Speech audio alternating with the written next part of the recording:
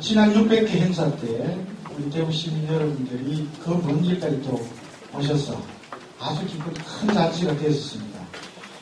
제가 뭐 이렇게 외람되게 여러분들 스스로 자찬 박수 치라고 하기 좀 그렇습니다.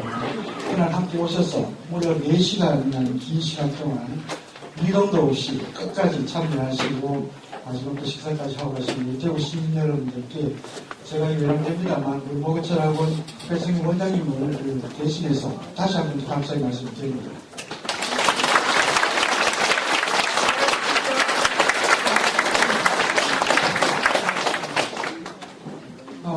이제 대구 시민 여러분들이 또 우리 계명대학교에 우리 학생들뿐만이 아니라 이제 어른 학생들이 계셨어요. 앞으로도 바깥에서든 혹은 안에서든 저희 모교철학원에서 하고 있는 이런 일들에 대해서 지금처럼 이렇게 자발적이고 적극적인 감사를 해주시면 다시 한번 감사드릴 수 있도록 그렇게 하겠습니다. 저희는 계속해서 여러분들을 위해서 노력할 것입니다. 좀 더 질적으로 좋은 강의들과 좋은 또 내용을 가지고 여러분들을 만날 수 있도록 그렇게 하겠습니다. 자, 지난 600회 기점으로 해서 저희들이 이제 조선 후기, 물론 지난번에 반대의 유영훈 선생은 한번 다루긴 했습니다만 실질적으로 조선 후기로 넘어가는 과정은 오늘 601회째부터 해서 마지막 일제강점기 들어가기 전까지 진행됐던 것 같습니다. 오늘 주제는 조선 후기 유학과 진경문화. 아마 역사의 관심을 갖고 계신 분은 진경문화라고 하는 것에 대해서 어느 정도 이렇게 아실 것 같습니다만 저는 개인적으로 아주 생소한 용어였습니다. 개인적으로. 그리고 또 조선 후기 유학이라고 하는 저 표현에서도 사실 좀 생소했었습니다. 보통 우리 조선 후기 이렇게 하면 신학 이렇게 표현을 해왔는데 아마 오늘 강의자 선생님께서 이렇게 조선 후기 유학이라고 표현한 의도를 분명히 있을 것 같고요. 이 자료를 통해서 읽어보신 분들은 아마 오늘 강의자 선생님의 이걸 알고 계실 것 같습니다. 지난 600회 때 우리 전 국사편찬위원장이셨던 이만열 교수님께서 식민사관과 관련해서 우리에게 분명한 하나의 방향, 틀을 만들어 주셨는데 오늘 내용을 제가 사회를 봐야 되기 때문에 오늘 이 자료만 제가 한번 봤습니다만 기본적으로 이 속에도 우리가 역사를 지금까지 배워왔고 또 이해하고 있는 것들이 식민사관이라고 하는 기본 틀에 내용 있었던 건 아닌가라는 생각을 했고요. 바로 오늘 이 주제가 그런 식민사관의 틀을 벗어난 새로운 우리 역사 읽기의 가능성들을 열어가는 것은 아닌가라고 하는 그런 생각도 제가 한번 돌아볼 수 있었습니다. 아마 여기 조선 후기 유학이라고 하는 것은 바로 조선 정기, 중기 이어오는 그 성리학을 그대로 이어받은 이제 실학이 되겠죠. 그런 의미에서 유학입니다. 실학입니다. 그런 것 같고요. 진경문화라고 했던 것은 아마 이거는 그 미술사에서 표현되는 용어였던 것 같은데 이게 이제는 좀 광범위하게 폭넓게 연구가 되면서 조선 후기 전체의 문화 혹은 문화 사상을 포괄하는 용어로 진경문화라고 쓰는 것 같고요. 오늘 사실은 우리 모신 유봉학 교수님께서 바로 이 진경문화와 관련된 우리나라에서는 아마 역사학에서는 가장 큰 연구를 해오셨던 분인 것 같습니다. 최근에 3월 달에 이와 관련된 떡책이 하나 크게 나왔던 게 있죠. 아마 여러분들도 보시면 실학과 진경문화라고 하는 책이 있을 겁니다. 사실 사회적으로 보면 이 정도 책을 읽고 나왔을 때 저도 그 책을 읽지 못했고요. 그 책의 가장 핵심적인 내용을 오늘 강의를 통해서 여러분들에게 들려주실 것 같습니다. 조선 문화가 사실 현재 우리 문화죠. 우리 문화인데 우리는 그 조선 문화를 아주 왜곡된 혹은 편견된 방식으로 이해하고 있는 것을 다시 한번 오늘 강의를 통해서 확인할 수 있는 기회가 될 것 같습니다. 오늘 강의를 위해서 목요일 와주신 유봉학 교수님 제가 짧게 소개해드리겠습니다.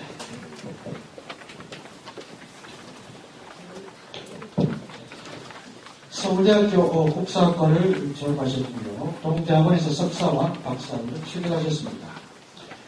한신대학교 인문대학장, 박물관장, 그리고 한신대학 한국사학과 교수를 역임하셨고요. 최근에 내년 퇴직을 하시고 현재 서울 간송미술관 연구위원과 역사문화연구소 소장으로 지원하고 계십니다.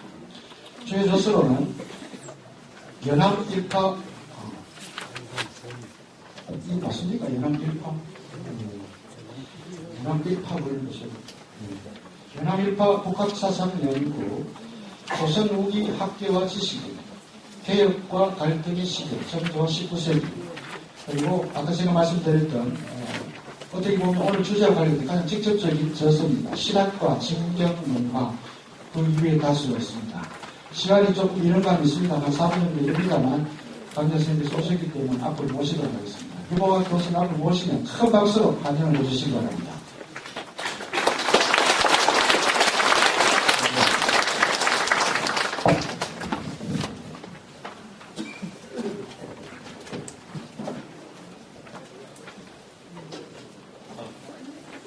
안녕하십니까. 저는 한신대학교에서 조선시대 사상사 문화사를 강의하다가 지난 8월로 이제 교수직을 졌고요. 지금은 역사문화연구소 소장으로 이렇게 연구를 계속하고 있습니다. 오늘 601회라고 하는 게 깊은 횟수에 제가 초대가 된 것 같아서 저로서도 아주 영광으로 생각합니다. 굉장히 역사 있는 그런 모임에서 조선시대 유학과 관련해서 최근에 연구된 내용을 가지고서 여러 선생님께 소개해드리도록 하겠습니다. 우선 제목에서 조선 후기 유학과 진경문화 이렇게 이제 이름을 붙였는데 지난 600회 때 이제 식민사관의 극복 문제와 관련해 가지고서 좋은 발표가 있었던 걸로 알고 있습니다만 사실은 식민사관의 극복이라고 하는 그런 문제는 이미 해방이 된 지 60년이나 지났음에도 불구하고 여전히 중요한 역사의 과제로 부각되어 있습니다. 잘 아시다시피 지금 교과서 문제도 식민사관을 극복하는 문제와도 또 연관이 되고 있고요.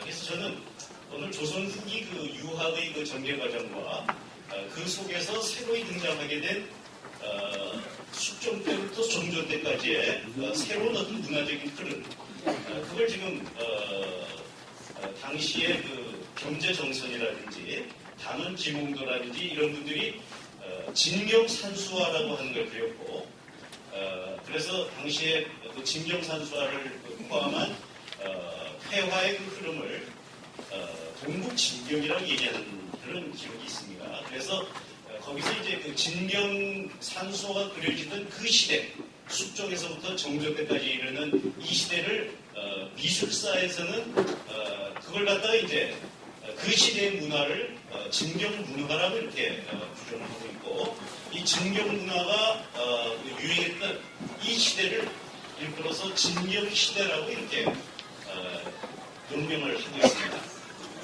그러면은 왜 지금 이 시점에 진경문화라고 하는 게 새로이 부각되고 있는가? 진경산수화와 풍속화로 대표되는 새로운 문화적인 흐름이 왜 이 시점에 새로이 주목되지 않으면 안 되는가? 사실 이 진경문화에 대한 주목은 굉장히 괄목할 만한 그런 바가 있습니다. 진경시대의 예술작품을 가장 많이 소장하고 있는 데가 간송미술관이라고 하는 우리나라 사설미술관 가운데 가장 대표적이라고 얘기해도 좋겠죠. 국사교과서에도 나오는 간송 전영필 선생이라는 분이 일제시대 때 우리나라에서 두 번째, 세 번째 가는 부자였는데 자신의 전 재산을 일본으로 빠져나가는 문화재를 수집을 해서 개인 박물관을 만들어서 1년에 두 번씩 2주일간씩, 봄에 2주일, 가을에 2주일. 지난 2주 전에 지금 가을 전람회가 지금 끝났습니다만, 그 간송미술관에 모여있는 문화재가 바로 이 진경시대의 대표적인 예술품들이 이제 모여 있습니다.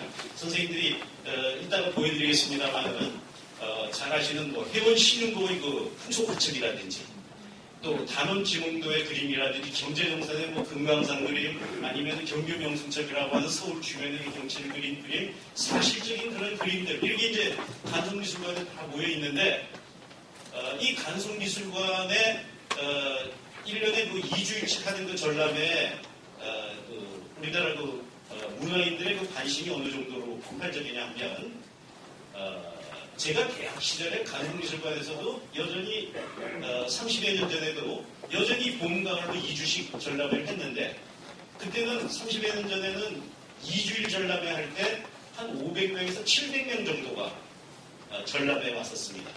그런데 지금 그 간송미술관의 그 진경시대의 예술품들을 보기 위해서 얼마나 많은 사람이 오느냐. 이번에 2주 전에 끝난 그 가을 전람회 때 10만 명이 왔다 갔습니다. 500명 내지 700명이 오던 전람회에 10만 명이 3시간씩 줄을 서서 간송 전영필 선생이 자기 전 재산을 바쳐서 모은 그 문화재를 무료로 지금 공개를 하고 있는데 그걸 보기 위해서 우리나라 문화인들 10만 명이 2주일 동안에 와가지고서는 그걸 관람을 하고 갑니다. 2시간, 3시간씩 줄을 서서 보죠.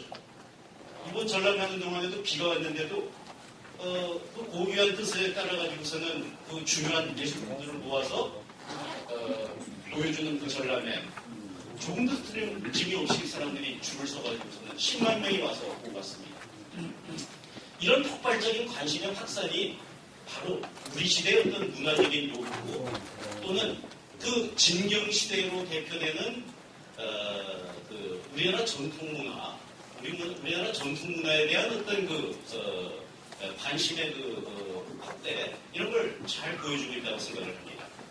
그래서 최근에 우리나라 역사학계에서 연구된 그 연구 성과를 가지고서 저는 이와 같은 관심의 어떤 폭발적인 그 확산이 결국 우리 시대에 어떤 문제를 반영하고 있는가. 우리 시대가 우리나라 역사를 결국 오늘 우리가 살고 있는 이 시대를 올바로 알기 위해서 우리는 역사 연구를 하는 건데 역사라고 하는 과거의 사실이지만 그 과거의 사실을 연구하는 목적은 뭐냐? 바로 우리가 살고 있는 이 현실을 올바로 이해하자라고 하는 게 역사 연구의 목적 아니겠습니까? 우리 전통시대의 어떤 특정한 시기에 대해서 이렇게 관심이 폭발적으로 늘었다는 얘기는 바로 그것이 오늘의 시대를 이해하는 데 어떤 중요한 의미가 있을 것이란 말이죠. 자, 그럼 역사학계에서 지난 30년 동안에 이제 새롭게 연구해낸 어떤 주제가 진경산수화로 대표되는 진경문화 그리고 그 시대를 가리키는 미술사적인 규정입니다만은 진경시대라고 하는 그런 것이었다라고 한다면 이것이 조선 후기의 역사 그리고 조선 후기를 이끌어갔던 어떤 사상적인 동향과 어떤 관련이 있고 나아가서 그것이 오늘 우리의 삶과 오늘 현재의 삶과 어떤 관계가 있는 것인가 이런 얘기를 저는 오늘 좀 해보려고 이 자리에 섰습니다. 자, 우리가 역사를 연구하는 것은 현재를 올바로 알기 위한 것입니다. 그랬을 때 우리는 이제 역사에다 대고서는 과연 오늘 우리는 누구인가라고 하는 그런 질문을 역사에다가 던지죠. 그래서 오늘을 설명하기 위해서 역사의 어떤 특정한 요소를 우리가 가져다가 현실을 설명하고자 합니다. 여기 계신 분들이 역사에 대해서 관심이 많으시다면 과거를 아는 것이 목적이 아니겠죠. 그걸 통해서 오늘을 올바로 이해하는 것이 목적일 거라고 생각을 합니다. 저는 한 사람의 역사학자로서 오늘의 현실을 올바로 이해하기 위해서 지난 30여 년간 우리나라 역사를 연구해 왔습니다. 자, 우리는 역사에다가 오늘 우리는 누구인가라고 하는 그 질문을 던집니다. 그랬을 때 과거는 오늘을 설명하기 위한 이력서가 되죠. 과거를 통해서 우리는 현실을 이제 이해하게 될 겁니다. 그랬을 때 제일 일반적으로 나오는 답변은 뭐냐? 우리는 누군가? 그러면 여기 저 아가씨가 지금 답을 플래카드에다 적어가지고서는 펼쳤습니다. 우리는 대한민국입니다. 한민족입니다. 이렇게 답변을 합니다. 자, 그렇다면 우리가 한이라고 하는 이름을 가지게 됐는데 이 한이라는 이름을 가지게 된 건 다 아시는 것처럼 1897년에 대한제국이 성립되면서 이제 한이라고 하는 이름을 가지게 됐는데 그것이 가지는 의미는 무엇인가? 사실은 국사책에서 그것부터 가르쳐줘야 되겠죠. 왜 우리 이름이 한이 됐나? 왜 한민족이 되고 왜 우리가 대한민국이 됐고 한국이 됐는가라고 하는 그런 답을 가르쳐줘야 될 텐데 국사책에는 그것이 나오지 않습니다. 왜냐? 조선시대 역사에 대한 왜곡된 인식 때문이죠. 조선시대 유학에 대한 왜곡된 인식 때문이죠. 조선시대 주제학에 대한 잘못된 생각 때문에 국사교과서에서는 그걸 가르쳐주지 않습니다. 왜냐하면 지금부터 100여 년 전에 우리가 한이라고 하는 이름을 가지게 된 것은 혈연적으로는 단군조선을 계승한다는 그런 의식이 있지만 문화적으로는 중국의 그 어떤 전설적인 유학자였던 유교적인 성인이었던 기자라고 하는 분이 우리나라에 와서 기자조선을 세웠고 그 기자조선의 정통성을 이어받았다라고 하는 그런 그 인식이 바탕에 깔려 있었던 겁니다. 우리가 잘 아는 성호 이익이라든지 이런 실학자들이 그런 생각을 가지고 있었어요. 그래서 그분들이 기자조선의 정통성을 한이 이어받았다라고 하는 그런 그 인식이 있었기 때문에 조선이라고 하는 국호 다음에 혁신을 기도하면서 나라 이름을 정할 때 그 기자조선으로 대표되는 유교문화, 그 유교문화의 정통성을 계승했던 한이라고 하는 이름을 나라의 이름으로 이제 선택을 하게 된 겁니다. 자, 저기 저 아가씨들이 머리끝부터 발끝까지 완전히 서양 사람 짝퉁이 되어 있는 오늘의 우리의 모습이죠. 여기 계신 모든 분이 저까지 포함해서 머리끝부터 발끝까지 완전히 지금이 서양 짝퉁이 되어 있지 않습니까? 이게 대단한 실력입니다. 짝퉁이 되는 게 이게 굉장히 어려운 거예요. 우리는 전 세계에서 짝퉁되는데 가장 성공한 나라가 돼서 이제 지난 100년 사이에 전 세계가 부러워하는 그런 서양 짝퉁이 돼가지고서는 선진국의 문턱에 지금 섰습니다. 저 아가씨들도 마찬가지죠. 그런데 지금 저 아가씨가 저기 플랜카드에다 우리는 한민족입니다라고 하는 이야기는 우리는 기자조선 이래의 유교문화의 정통성을 계승한 그런 민족입니다라고 하는 그런 이야기가 사실은 되는 거고 저기 저 태극기에 저 새겨진 저 문양이 바로 유교문화의 핵심 아니겠습니까? 태극이라고 하는 것이 우주를 상징하는 것이고 그 다음에 건곤감리, 하늘과 땅, 그 다음에 물과 불 이런 그 어떤 우주의 어떤 상징성을 가지는 그런 유교적인 사고방식을 가진 그런 깃발을 들어서 우리를 알리고 있습니다. 결국 저 아가씨는 머리끝부터 발끝까지 서양적인 모습으로 치장을 했지만 그러나 너는 누구냐라고 물어봤을 때 우리의 어떤 문화의 핵심에는 유교 문화가 있습니다라고 지금 스스로 얘기하고 있는 거죠. 본인이 알든 모르든 그것이 저것이 가지는 의미는 그런 거라는 얘기입니다.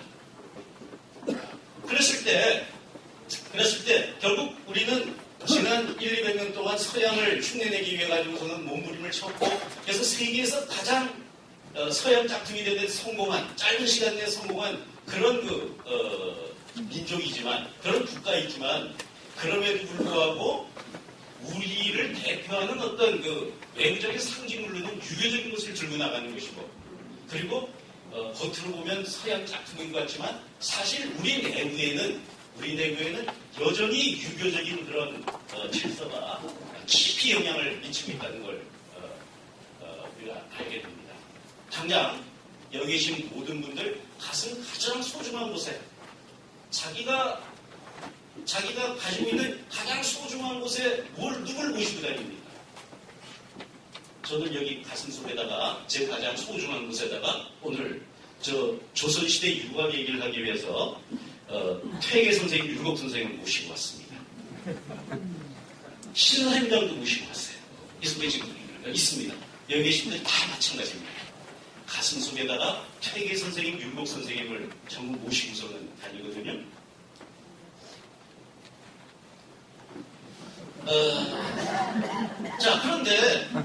그런데 이렇게 가슴 가장 소중한 곳에 퇴계 선생님, 율곡 선생님을 모시고 있으면서 퇴계 선생님과 율곡 선생님이 왜 훌륭하냐 물어보면 대답하기 쉽지 않습니다.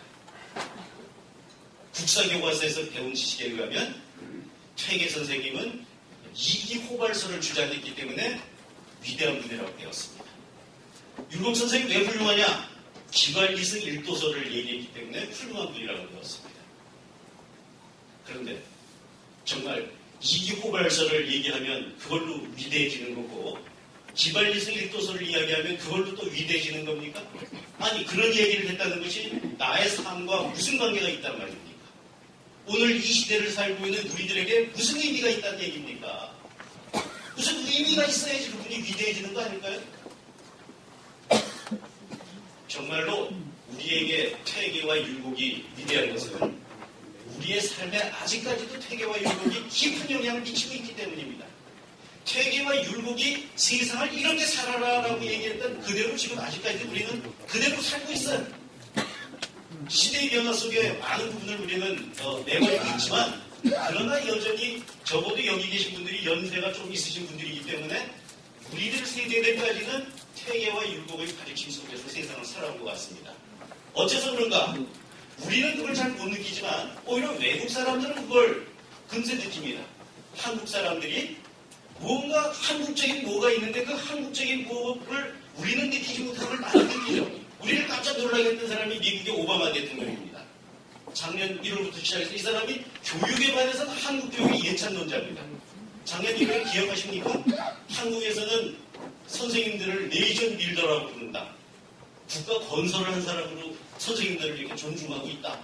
우리가 한국 교육을 배워야 된다. 오바마가 얘기했을 때 깜짝 놀랐지 않습니까? 우리는 공교육이 다 무너졌다고 개탄을 하고 있고 선생님들의 권위가 땅에 떨어졌다고 개탄을 하고 있는데 오히려 미국의 오바마가 한국에서 선생님들이 네이션 빌더라고 불린다고 이렇게 우리들이 느끼지 못하는 그런 걸 얘기를 했습니다. 시딘크라는 사람이 한국에 와가지고서는 축구를 지도하다 보니까 한국 사람들이 너무나 축구를 유교적으로 한다 이겁니다. 그것도 때려부시지 않으면은 축구가 안 되겠다고 해가지고서는 히딩크가 머리를 짜냈어요. 야, 니들끼리 히딩크가 보니까 한국에서는 축구를 할 때 선배 후배가 하는 역할이 다 따로 있습니다. 형이 넣어야지 동생이 넣으면 야단 맞아요. 유교적으로 축구를 하고 있더라 이겁니다. 그래서 히딩크가 형이라는 말 못 부르게 하고 빨리빨리 해가지고 실력 멀티플레이라는 말이 그래서 나온 거 아닙니까? 누구든지 기회가 되면 넣어야 되는 거지 형만 넣는 거 아니라는 거죠. 형 노릇하다가 이제 밀려난 축구 선수들도 사실 있지 않습니까? 누구라고 이러면 안 되겠습니다만은 결국 이 사람들은 오바마와 히딩크는 왜 한국에선 선생님들이 그렇게 존중되고 있는가? 국민소득 대비 세계에서 가장 높은 봉급을 받고 있는 게 우리나라 선생님들 아닙니까? 요 근래 와가지고 그와 같은 우리의 그 전통이 결국 국가를 이렇게 급속히 발전시키는데 이제 큰 밑받침이 됐지만은 근래 와가지고 이것이 이제 깨지고 있는 거죠. 그래서 근래에 이제 통계를 봤더니 한국에서는 교사가 가장 존경받는 직업임에도 불구하고 가장 되고 싶은 직업인데도 불구하고 존경은 OECD 국가 가운데 가장 떨어진다는 그런 통계가 나왔다고 하더라고요. 결국 우리가 교육이라고 하는 데에 대해서는 전 세계에서 가장 열성을 가지고서는 선생님들을 가장 우대하면서 어떤 우리 사회의 발전을 이끌어 왔는데 근래 와서 그것이 어떤 무너지는 조짐이 나타납니다. 여하튼간에 우리는 유교적인 그런 관념을 가지고서는 살아오고 아직까지 그 유교적인 관념을 가지고서 우리 앞에 닥친 문제들을 해결해 왔습니다. 자, 한국적인 문화, 오바마와 히딩크가 이상하게 생각하는 그것이 바로 유교적인 것인데 그 유교적인 명분론이라고 하는 것은 자유유사 아닙니까? 연장자를 존중하고 그 다음에 모든 사회 질서를 가족관계의 연장에서 인식을 하죠. 그래서 우리는 외국 같으면은 나이를 물어본다는 건 프라이버시를 침해하는 것이 되지만 우리는 어떤 사람과 만나서 사귀려면 제일 먼저 나이부터 물어봐야 됩니다. 왜? 나이를 알아야지 말 한마디를 할 수가 있죠. 상대편의 나이에 따라서 우리는 말이 다 틀려지지 않습니까? 단어가 틀려져요. 진지도 있고 밥도 있고 그 다음에 존댓말도 있고 반말도 있고 그런 식으로 우리는 사회관계가 형성이 된다 이 말입니다. 이런 것 자체가 굉장히 유교적인 그런 것이죠. 또 우리가 그 가지고 있던 전통적인 문화 속에서 무슨 결혼을 하는 문제도 남자가 여자 집으로 장가를 가는 것이 아니라 여자가 남편 집으로 시집을 가죠. 그것이 우리가 알고 있는 우리의 전통 문화의 어떤 관습입니다.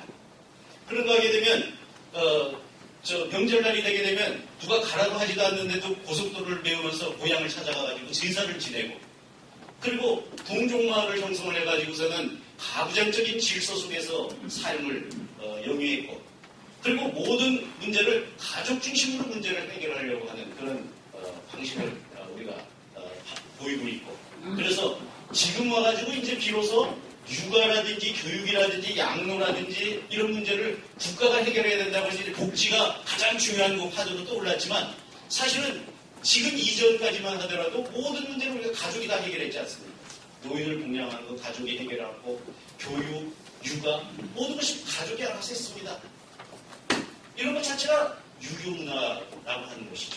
자, 그러면 지금 시간이 없으니까 단적으로 자, 그러면 결혼을 한다라고 하는 행위가 우리 전통문화 속에서 남자가 여자 집으로 장가를 가는 것이 아니라 여자가 남편 집으로 시집을 와서 그래서 같은 성을 가진 사람들끼리 동종마을을 형성해가지고서 한 마을에 정착해서 사는 이런 것이 우리의 전통문화일 텐데 이와 같은 방식의 결혼제도가 확립이 된 건 도대체 언제부터입니까? 고구려시대 때부터 그랬나요? 고조선 때부터 그랬나요? 아니죠. 천만의 말씀이죠.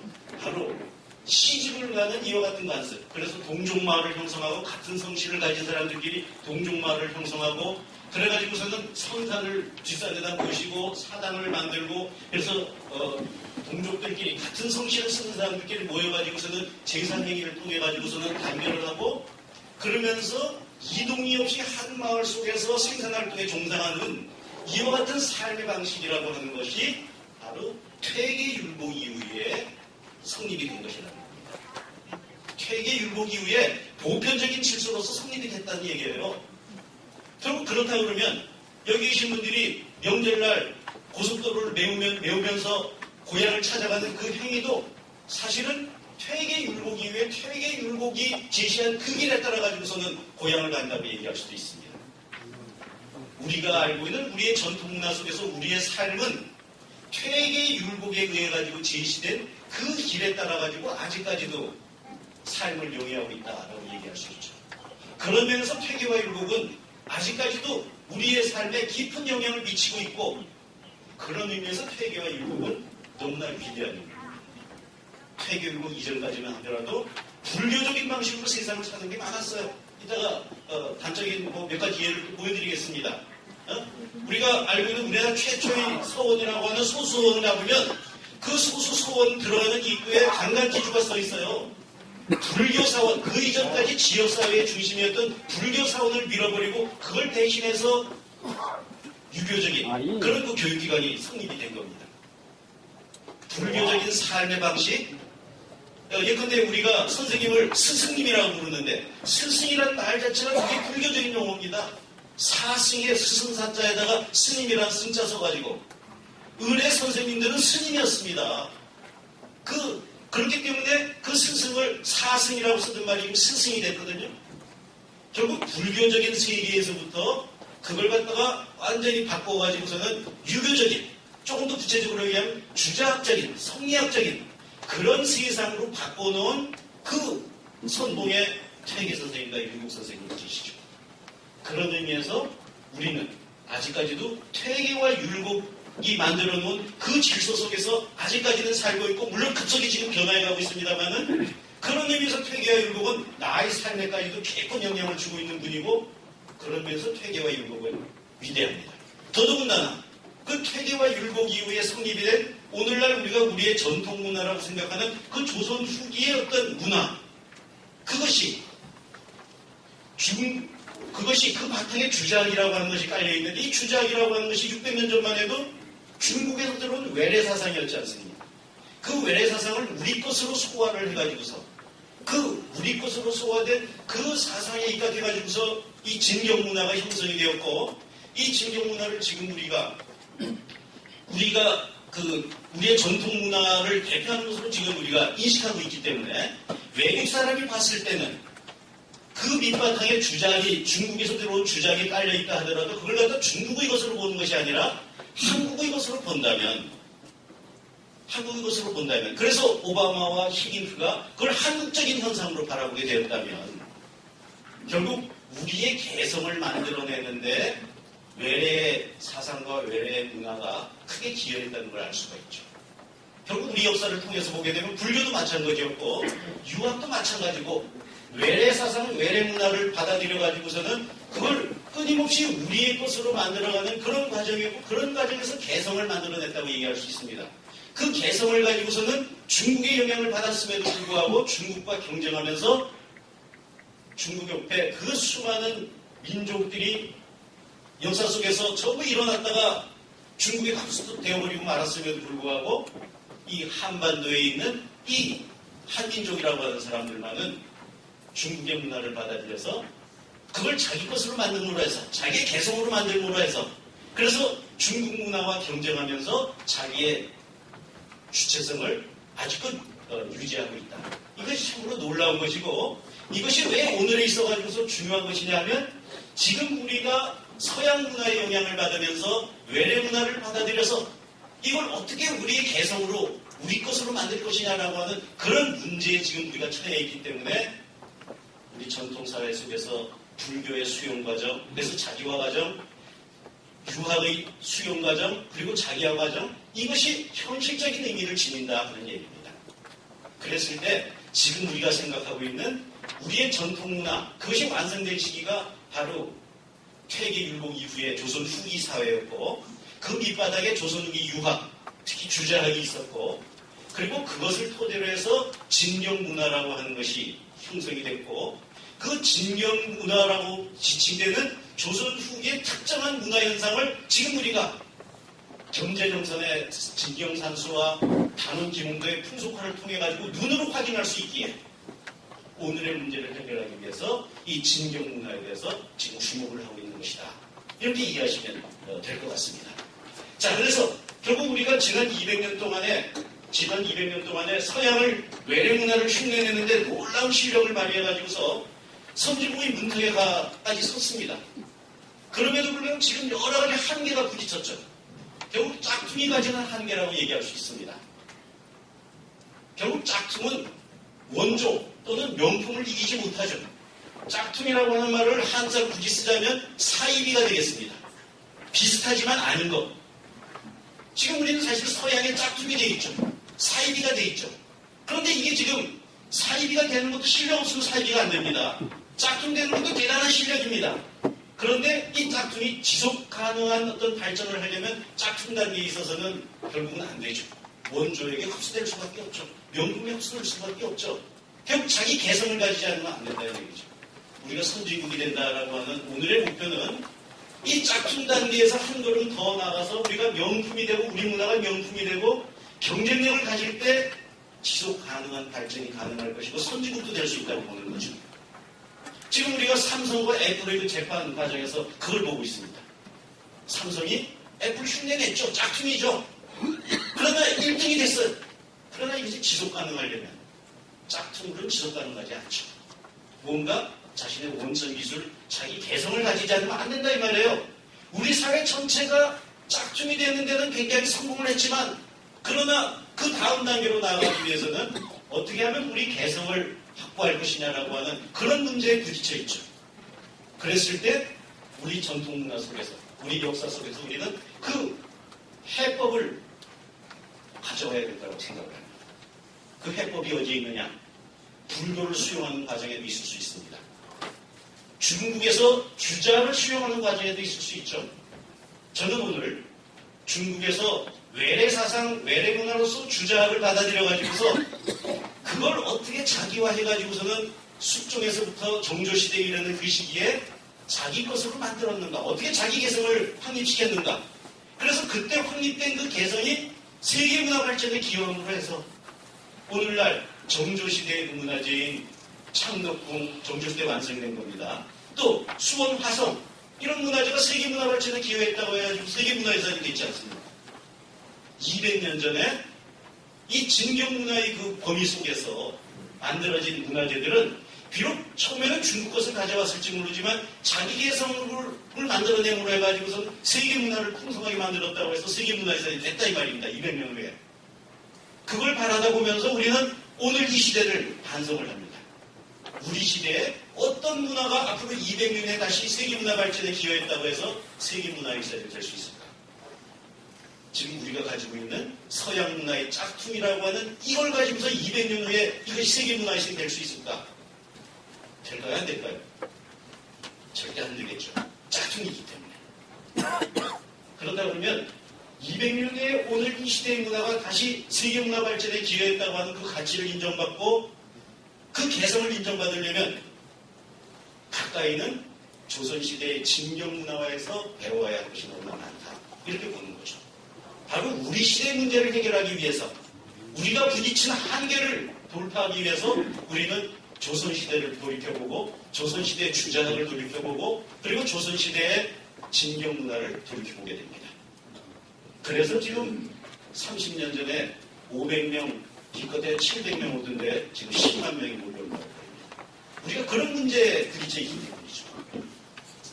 자, 그래서 지금 이게 이제 진경시대를 대표하는 그런 문화들, 간송미술관에 이제 이런 것들이 있습니다.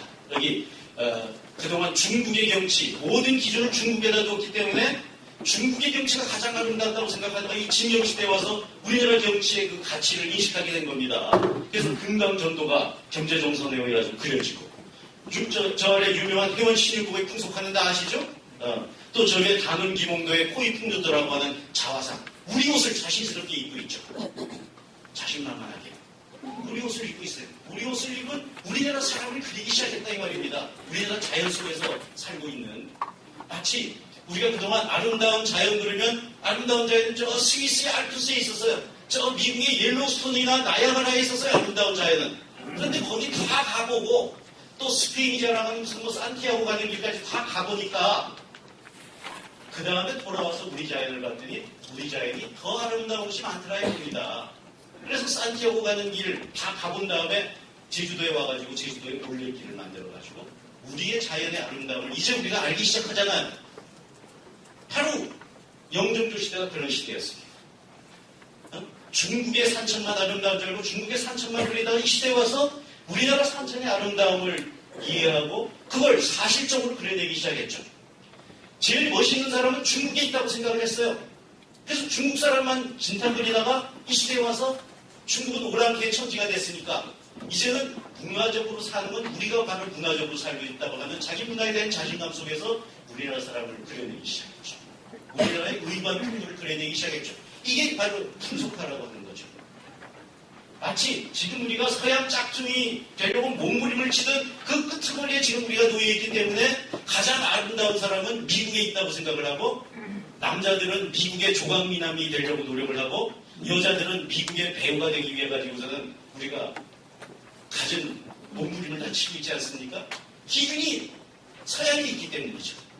그 기준을 우리 안으로 가져오는 것, 지금 우리가 그런 어떤 필요성을 느끼고 있는데 그래서 우리 개성을 확립시키는 것이 필요하다고 생각하고 있는데 바로 그런 시도가 이 시대에 멋지게 성공을 해가지고서 그 중에 대표적인 문화재들이 200년 뒤에 세계문화유산이 됐다 이 말입니다. 그렇다 그러면 오늘 우리가 어디로 나가야 될 것이냐라고 하는 이런 문제와 관련해서 조선 후기의 주자, 퇴계 선생님, 유국 선생님 이후의 주자, 그리고 그 결과로 형성이 됐던 개성 넘치는 진경 문화가 우리들에게 중요한 의미가 있는 것이 아닐까, 그런 생각을 하는 거죠. 서론이 좀 너무 길었죠. 여기까지가 서론이 되겠습니다. 자, 그럼 다음 문제 넘어갈 거죠. 자, 역사학이라고 하는 것은 현실을 인식하기 위해서 존재한다. 자, 그런데 우리가 살고 있는 이 현실은 얼마나 변화무쌍합니까? 엄청난 변화를 겪고 있습니다. 1962년에 우리나라 국민소득이 100불이었어요. 50년 전에. 그런데 50년 만에 지금 뭐 한 25,000불, 250배 뻥튀기를 했습니다. 세계가 깜짝 놀라요. 국민소득만 뻥튀기를 한 게 아니라 더 중요한 걸 우리가 50년 동안에 일궈냈죠. 제2차 세계대전 이후에 전 세계 그 어떤 나라도 경제발전과 민주화를 동시에 달성한 나라는 없었습니다. 오직 대한민국만이 경제발전과 민주화를 동시에 달성했습니다. 놀라운 변화를 우리는 겪고 있어요. 불과 50년 또는 30년 사이에. 자, 그러면 역사라고 하는 건 현실을 올바로 조명하기 위한 것이라고 하는데, 그런데 그 현실이 이토록 급격히 바뀐다고 한다면 그 바뀐 현실을, 바뀌어가는 현실을 설명하기 위해서 역사에 대한 인식은 그대로 있어도 됩니까? 아니면 역사인식도 바뀌어야 됩니까? 제가 이미 말씀을 드렸어요.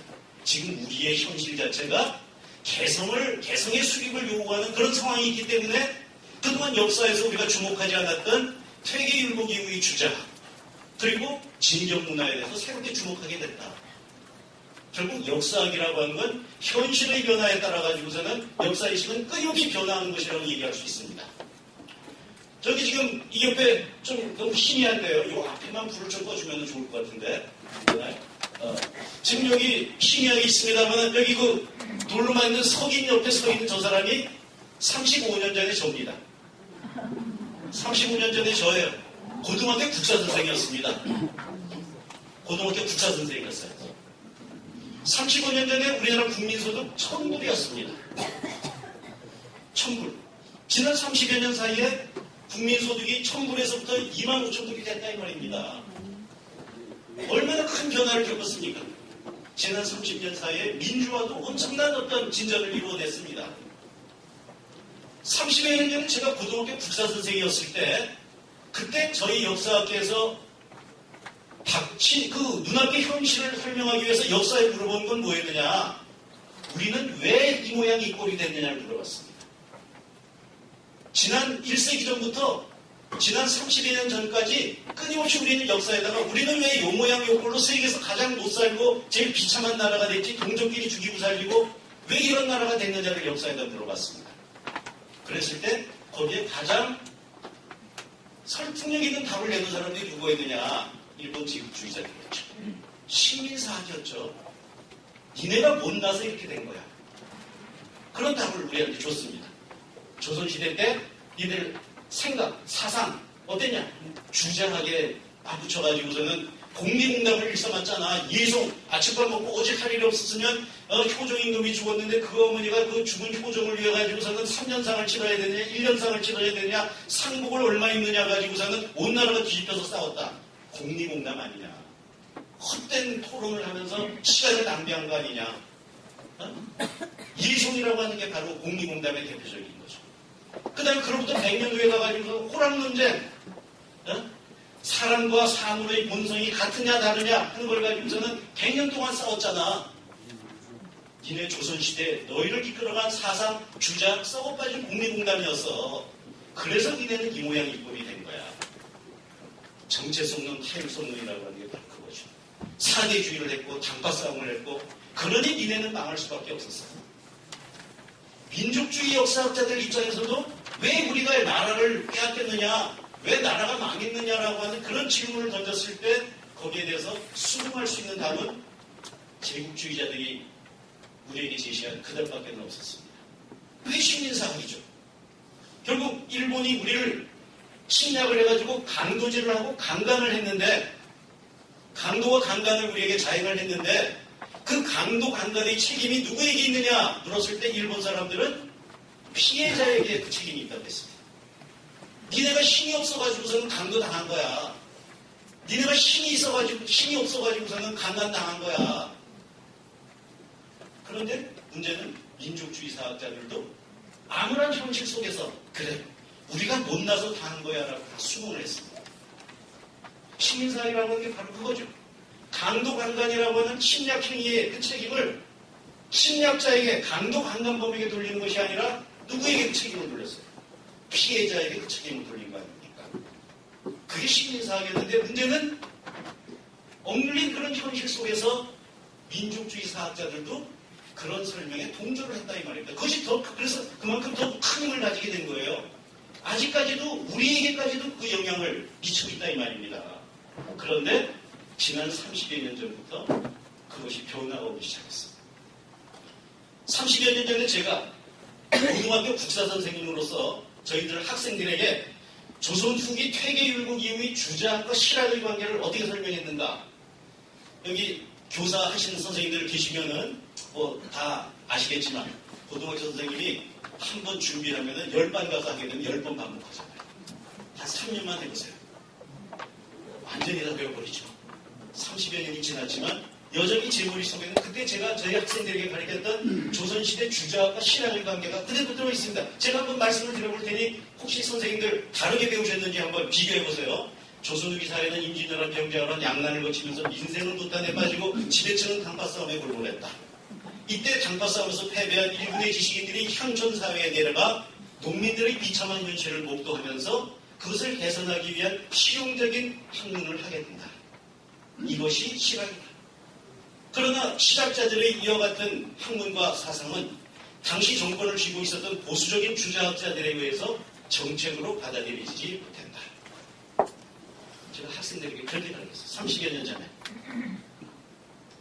여기 계신 분들 중에 제가 30여 년 전에 학생들에게 가르쳤던 그 이론과 다르게 배우신 분이 있으면 한번 손 들어보세요. 국정교과서로 다 가르쳤기 때문에 다 그렇게 배웠습니다. 결론부터 얘기하자면 30여 년 전에 이어갔던 조선 후기 주자학과 실학에 대한 설명은 적어도 학문적으로는 지금 역사계의 최신의 어떤 설명에 의하자면 그건 좀 쓰레기가 됐다고 얘기하고 해야죠. 왜? 학생들에게 제가 방금 말씀드린 그런 식으로 가르쳐주면 학생들은 저절로 그 다음에 실학자들은 재야 지식인이고 그렇죠? 그래서 그들의 생각은 중앙의 정권을 잡고 있는 보수적인 공리공당을 일삼는 주자학자들에 해가지고 대척이 됐고 그렇기 때문에 학생들은 저절로 그 다음에 어떤 결론을 유도하게 돼 있어요. 그러니까 조선은 어떻게 될 수밖에 없었다? 망할 수밖에 없었다. 주자학 반국론이고 그리고 일제의 침략을 정당하기 위한 설명이 저절로 된다 이 말입니다. 자, 30여 년 전에 이렇게 우리가 생각을 했어요. 주자학과 시각. 그런데 지금 와서 우리가 역사에 물어보는 질문은 달라졌습니다.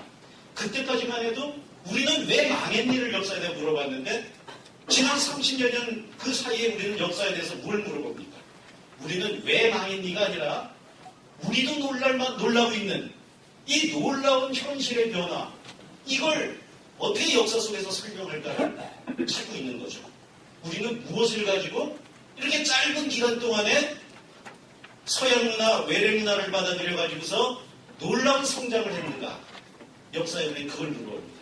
그리고 지금 한계에 부딪혀가지고서 무엇을 가지고서 현실의 이 짝퉁이 된 이 현실의 이 어려움을 타개할 것인가? 이걸 역사에다 물어보죠. 무엇을 가지고 도대체 우리가 이 지난 30, 40년 동안 이렇게 놀라운 발전을 했습니까? 무엇입니까? 히딩크가 그 답을 얘기했어요. 오바마가 그 답을 얘기했어요. 바로 한국 사람들이 가지고 있는 그 유교적인 그 신성, 유교적인 교육이 바로 그 놀라운 발전의 힘이라고 얘기를 했어요. 그들이 생각하기에는 그런 거였어요. 여기 계신 모든 분들이 자식 교육을 위해서라면 내 모든 것을 희생할 각오가 다 있잖아요. 세계에서 대학 진학률이 가장 높은 나라가 우리나라 아닙니까? 대학교만 졸업시키면 끝납니까? 그것도 아니잖아요. 대학 졸업하면 시집장가까지 보내가지고 그 다음에 시집장가 보낸 다음에 애 낳으면 애 봐줘야 되죠? 그 다음에 장 담아가지고 장폰 나눠줘야 되죠? 평생을 우리는 자신을 위해서 모든 것을 바칩니다. 그래서 교육에 우리는 모든 것을 올인하고 있죠. 그게 이 놀라운 발전의 원인 아닙니까? 그럼 누가 우리로 하여금 그렇게 하라고 했습니까? 누가? 바로 퇴계 인국 이후에 유교적인 전통이 우리로 하여금 그렇게 하겠습니다. 모든 문제를 가족이 알아서 해결하도록 했어요. 그래서 여기 나이쯤 계신 분들은 대학 진학률이 5%도 안 되는 그 시절에 어떻게 했습니까? 모든 형제가 다 자식들 그때 다 5, 6 다 낳았잖아요. 저도 고용제입니다만은. 그러면 다 어떻게 했어요?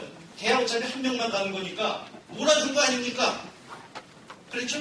유교적인 방식으로 우리는 모든 걸 갖다 가족 내에서 단합을 해가지고서는 해결을 했죠. 양로의 문제, 육아의 문제, 교육의 문제, 가족이 알아서 했다 이 말입니다. 그것이 놀라운 어떤 효과를 내가지고 지금 우리를 이렇게 만들었습니다. 그래서 결국 우리는 이와 같은 우리의 현실을 올바로 바라봄으로 해가지고서는 조선시대 전통 문화에 대해 가지고 새로이 생각하게 됐습니다. 오늘 우리가 이렇게 급속한 발전을 하게 된 것은 바로 우리 전통 문화의 어떤 신이야. 그 밑바닥에는 주자학이라고 하는 것이 있습니다. 그리고 우리의 개성, 중국의 그 거대한 어떤 문화 공동체, 저 거대한 강대국 중국 옆에 우리가 딱 붙어가지고 그 어떤 나라보다도 가까운 데 붙어 있으면서도 주체성을 잃지 않고 그것과 경쟁할 수 있는 개성적인 문화를 만들어냈다면 그 힘은 어디에 있는 것인가? 이걸 역사에 물어보기 시작했죠. 왜냐하면 현재 우리가 미국이라든지 중국이라든지 러시아라든지 일본이라든지 어차피 강대국 사이에서 우리가 우리 자신을 지켜야 된다라고 하는 건 비단 근래에 시작된 문제가 아니라 언제부터 우리가 기억하는 우리 역사 속에서 언제나 있었던 문제이기 때문이죠. 그 문제를 해결하기 위해서 우리는 조선시대의 역사와 문화에 대해 가지고 새롭게 보게 된 거죠. 그래서 역사학자들은 역사 속에서 주자학과 유교 문화를 새롭게 인식하고 거기서 외래 문화를 끊임없이 받아들여가지고 그걸 다 자기 것으로 만들어낸 개성을 확립시킨 조선 후기의 진경 문화에 대해서도 관심을 가지게 됐다는 겁니다. 그래서 이제 이런 연구를 통해가지고 우리는 식민사학과 그 식민사관이 우리에게 가르쳐줬던 유교 망국론이라든지 아까 말씀드린 그런 주자학과 실학을 완전히 반대되는 것으로 보는 그와 같은 실학론을 적어도 학문적으로는 상당히 불식하게 됐죠. 자, 그러면 제가 이제 주자학하고 실학하고는 다른 것이 아니라 그 주자학의 연장선상에 실학이 있다 이런 말씀을 제가 드리니까 선생님들이 그래? 처음 들어보는 얘기야 이렇게 생각하시는 분들도 좀 있으실 것 같습니다. 그런데 자, 선생님들이 전부 실학자들은 제야지식이라고 다 배우셨잖아요. 정권은 보수적인 주자학자들이 잡고 있었고. 자, 그러면 우리가 알고 있는 실학자 가운데 제야지식인이 누가 있습니까 도대체? 우린 실학자들은 제야지식인이라고 다 배웠어요. 근데 실학자 중에 제야지식인이 정말 있어요? 한번 돌이켜보시죠. 제가 고등학교 국사선생을 오래 했기 때문에 오래는 아니지만 잠깐 했기 때문에 국사교과서에 나오는 실학자들 이름 다 외워요. 자, 제가 지금 얘기하는 실학자 가운데 제야지식인이 있으면 한번 얘기를 해보세요. 제일 유명한 게 다산정약용이잖아요. 다산정약용 제야지식인 맞습니까? 처음까지 지낸 사람이에요. 정조가 딱 붙어가지고서는 정조에게 사랑을 받았던 실학자예요. 처음까지 지냈거든요. 제야지식인 맞습니까? 자, 박지원, 박재가, 홍대용, 무슨 서유구, 유득봉, 이런 사람들 제야지식인 거기 있습니까? 이들은 다 하다못해 시장 군수자리라는 하나씩 다 했던 사람. 정조 옆에 딱 붙어 있었어요. 적어도 정조 시대를 선생님들이 한번 기억을 해보신다면 우리가 아는 실학자 가운데 정조 시대 정조 측근에 붙어 있지 않았던 사람들이 있으면 얘기해 보세요. 자, 제야지식인 한 명도 없거든요. 국사교과서에서 나오는 실학자 가운데 제야지식이라고 얘기할 수 있는 사람은 유일하게 두 사람입니다. 반개 유영원하고 성우 이익하고. 그러나 그 사람들도 엄밀히 제야지식, 벼슬은 안 했습니다만은 그 집안의 배경을 보게 되면 제야지식이라고 얘기하기 힘들죠. 마치 김영삼 씨 아들이 누구더라? 김현철이가 아무 벼슬을 안 했지만 그러나 우리가 김현철이를 제야지식이라고 할 수가 없잖아요. 대통령의 아들로서 막강한 영향력을 행사했는데 성호 이익의 아버지는 요즘으로 따지면 감사원장까지 지낸 그 시대. 반개 유영원의 할아버지는 경기도 감사를 지낸 사람. 그런데 왜 우리는 이렇게 조금만 생각해보면 실학자의 제야지식인이 한 사람도 없는데 어째서 우리는 조선시대 실학자들을 전부 제야지식이라고 배웠을까요? 그래야만 제야지식인들이 좋은 생각을 했는데도 불구하고 못된 주자학자들이 그걸 받아들이지 않았고 그래서 조선은 망할 수밖에 없었고 그래서 할 수 없이 우리 일본이 이 갈 때까지 간 나라를 끌어안아서 자유로운 품에서 먹고 살게 해준 거야. 그런 결론에 부합하기 위해서 실학자들은 제야지식인이 됐다고 얘기할 수 있죠. 물론 의도적인 것은 아니었습니다. 그러나 그런 어떤 구도 속에서 이런 실학론이 형성이 됐다는 얘기입니다. 자, 그래서 지금 이제 지난 30년 사이에 이 놀라운 현실 변화가 주자학과 실학에 대해 가지고서는 새로운 인식을 성립시켰는데 그런데 문제는 학문적으로는 적어도 그런데 학문적인 연구 수준과 대중적인 역사인식은 상당한 괴리를 보이고 있다 이 말입니다. 교과서 문제가 이제 그런 거죠. 교과서에 새로운 학문적인 연구 성과가 정설이 돼서 실리기까지는 보통 한 20-30년 걸린다고 합니다. 그런 문제가 있습니다. 자, 그래서 이제 제가 기존에 우리가 그 주자학과 실학에 대해서 생각했던 그것이 식민사관에 부합하는 그런 것들이 상당히 많다는 말씀을 이제 드렸고 그렇다고 그러면 새로이 연구된 주자학과 실학의 관계는 어떤 것인가? 이런 것입니다. 여기 지금 경제정선이 그린 서울 시내 그 진경산수화가 왼쪽에 있고 오른쪽이 경제정선의 자화상이라고 생각이 되는 간송미술관의 경교명승척이라고 하는 그 화첩의 첫 번째 장에 나오는 그림입니다. 경제정선의 자화상이라고 지금 생각을 하고 있습니다. 자신만만하게 우리 옷을 입고 있죠. 그러면서 방에다가는 책을 길길이 쌓아놓고 지금 마당에 국화꽃을 완상하는 그런 장면입니다. 이게 바로 진경시대를 이끌어 나간 지식인들의 모습이죠. 이 진경시대의 지식인들의 어떤 자연에 대한 생각은 이런 거였죠. 그래서 이런 진경산수화를 그렸습니다. 자, 그런데 이 시대를 이끌어 나간 사람들은 누구였느냐? 바로 퇴계 율곡을 필두로 하는 조선시대 주자학자들이었다는 얘기입니다. 그동안 주자학과 신학을 반대되는 것으로 생각을 했는데 그들의 그 학통을 추적을 해보게 되면 주자학과 신학은 반대되는 것이 아니라 주자학의 연장선상에서 새로운 생각을 가졌던 사람들을 우리가 신학이라고 부른다는 것을 확인할 수 있습니다. 여기 지금 영남의 그 정신적인 지주인 퇴계 이황의 그 학통을 간략하게 그려놨습니다. 선생님들 보시기에 제일 왼쪽에 퇴계의 제자 가운데 김성일, 학공, 서해 유성룡, 그 다음에 한강정구, 이분들 전부 경상도 분들이시죠. 그런데 학공 김성일과 서해 유성룡 잘 아시는 것처럼 이 영남 유학의 있던 중심적인 그런 줄기가 된 것이고 저중에서 한강정구의 줄기는 허목이라고 하는 경기도 사람에게 학통이 전수가 되면서 이 허목이라는 분이 숙종 때 중앙정계의 남인의 우두머리가 되는 거죠. 그러면서 그 허목의 학통을 성호 이익 선생님이 기승을 하게 됩니다. 적어도 정조 때 지식인들은 그렇게 생각을 했어요. 최재봉이 정조 때 영의정을 지냈던 최재봉이 그렇게 생각을 했습니다. 그래서 허목의 학통을 이익이 계승을 했고 그 이익의 문화생에 권철신이 있고 이 권철신은 서학을 해가지고서는 나중에 죽음을 당하는 사람입니다. 이 권철신의 제자에 정약용이라고 하는 분이 있다는 거죠. 자, 그렇다 그러면 결국 영남 남인의 학통은 기호 남인들에게 가가지고서는 신학으로 연결이 됐다라고 하는 걸 우리가 쉽게 알 수가 있습니다. 자, 노론들은 어떨까요? 조선국이 갑술옥사 이후에, 갑술한국 이후에 1694년 이후에 조선국이 사회를 주도적으로 이끌어갔던 서인들, 그 중에서도 노론들은 어떻게 될까요? 저기 율곡 2가 제일 위에 있죠? 그 아래 김장생, 김직, 그 아래 송시열이라고 하는 우암 송시열이 있습니다.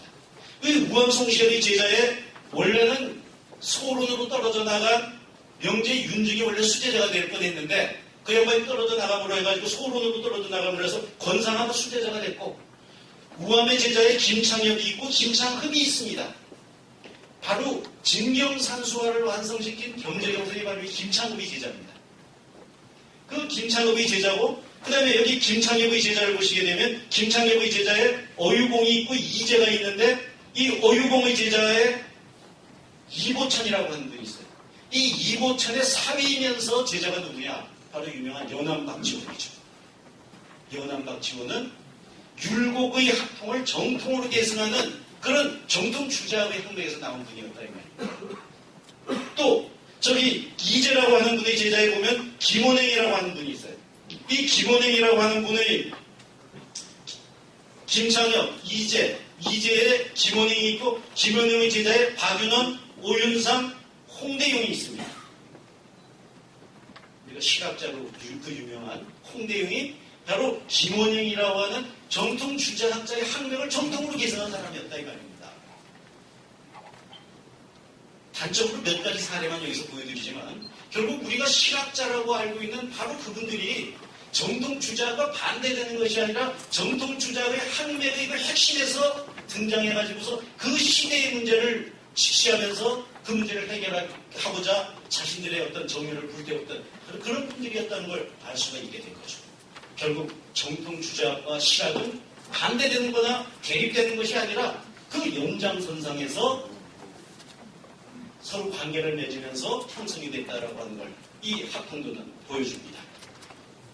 자, 그래서 퇴계 선생님과 율곡 선생님이 중국 주자학을 받아들여가지고서 우리 것으로 이제 개성화시켜 나가는 그 단서를 이제 본격적으로 연 것이고 그 뒤를 이어서 여기 우암송시열, 서인에서는 남인에서는 미수, 호목 이런 분들이 숙종 때 우암 선생은 우의정을 지내고 또 이승욱 선생도 우의정을 지내네요. 그래서 이분들이 결국은 남인과 서인의 어떤 그 영수가 되어가지고서는 주자학적인 그런 질서를 조선사회에다가 정착시켜 나가고, 그래서 근래의 예송이라고 하는 것도 아침밥 먹고 할 일 없어서 싸운 공리공감이 아니라 결국 이런 분들이 조선의 질서를, 조선의 어떤 정치 질서, 사회 질서를 주자학적인 것으로 정착시키기 위해서 학문적인 토론을 벌인 것이라고 지금 새롭게 해석을 하고 있습니다. 그래서 이제 왕자의 부동사사라든지 천하동리라든지 그런 근거를 가지고서 싸웠던, 그래서 조선의 질서를 주자학적인 기조로 끌고 가기 위한 그런 학문 논쟁이었다고 예송을 새롭게 해석하고 있죠. 호락 논쟁도 마찬가지입니다. 호락 논쟁이라고 하는 건 주로 서인 특히 노론학자들 사이에서 100년간 이제 18세기에 100년간 진행이 된 학설로 알려져 있는데, 여기 보게 되면 우왕송시열을 정통으로 계승했던 권상하 계열은 저 아래 보시게 되면 호론이라고 되어 있습니다. 그 다음에 김창엽 계열은 낭론이라고 되어 있습니다. 하고 박지원과 홍대영과 같은 그런 시각자들은 18세기의 낭론 주자의 핵심에 존재했던 사람입니다. 위치했던 사람들. 결국 호락 논쟁이라고 하는 걸 그동안 공리공감, 아침밥 먹고 할 일 없어가지고서 사람과 사물의 본성이 같으냐 다르냐 해가지고 100년을 싸워 형편없는 놈들, 그동안 그렇게 설명했다면 지난 30년 사이에 호락 논쟁은 그것이 아니라 결국 낭론을 주장했던 이 사람들, 이 서울 경기 지역의 이 서인 주자학자들이 사람과 사물의 본성이 같으냐 다르냐를 가지고서 100년간 학문적인 논쟁을 계속하면서, 그러면 사람과 사물의 본성이 만일 같다면 인물성 동론이죠. 낭론의 주장이죠. 그렇다고 그러면 당연히 결국 학문이라고 하는 결국 인간을 이해하기 위한 것인데, 인간을 이해하기 위해서 사물, 자연에 대한 연구도 하지 않으면 안 된다. 그러니 여기 있는 이 김원행이라고 하는 이 사립학자는 자기 제자들을 모아놓고 야, 사람과 사물의 본성이 같으니 사람을 올바로 이해하기 위해서라도 우리가 사물, 자연을 이해하지 않으면 안 돼. 야, 황윤석, 너 이제 와가 너는 천문 상수학을 너는 연구하거라. 홍대영, 너 천문학에 대해 가지고 좀 연구를 하는 게 중요해. 그걸 알아야지 우리가 인간을 올바로 이해할 수 있는 거야.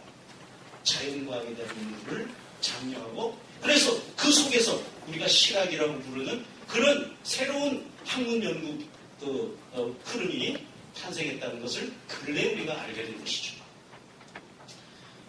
자, 그래서 이제 결국 이 시대에 와가지고서 우리가 아는 우리의 전통문화, 주자적인 질서가 확립이 됐습니다.